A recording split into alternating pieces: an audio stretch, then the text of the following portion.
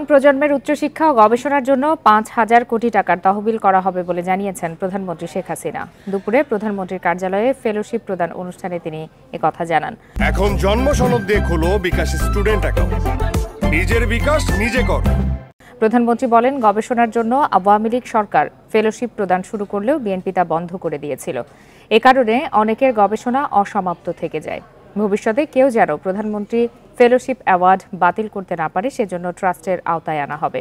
শেখ হাসিনা বলেন, শিক্ষার পাশাপাশি বিজ্ঞান ও প্রযুক্তিতে গুরুত্ব দিচ্ছে সরকার, পাশাপাশি গবেষণায় বরাদ্দ দেয়া হচ্ছে। প্রধানমন্ত্রী বলেন, তরুণদের মেধা বিকাশের লক্ষ্যে কাজ করছে সরকার। এ সময় মুক্তিযোদ্ধাদের সর্বোচ্চ সম্মান দেওয়ার আহ্বান জানান প্রধানমন্ত্রী।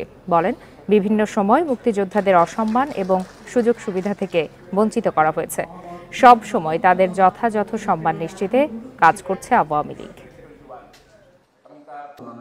সিদ্ধান্ত নিয়েছি যে আমরা যাই এখন দেব একটা ট্রাস্ট ফান্ড করে দেবো, যে পট করে কেউ যেন আর বন্ধ করতে না পারি। তবে এখন আমরা যে স্কলারশিপটা দিচ্ছি, এবার যেটা দিলাম, এটা আমাদের যদি চালু রাখতে হয় তাহলে ৫,০০০ কোটি টাকার একটা ফান্ড লাগে। বিজ্ঞান ও প্রযুক্তি মন্ত্রণালয় থেকেও আমরা স্কলারশিপ দিচ্ছি বা অন্য ক্ষেত্রে আছে। এই সবগুলি মিলিয়ে আমাদের ৫,০০০ কোটি টাকার একটা ফান্ড প্রয়োজন। তবে চিন্তা নেই, সেটা আমরা করতে পারবো।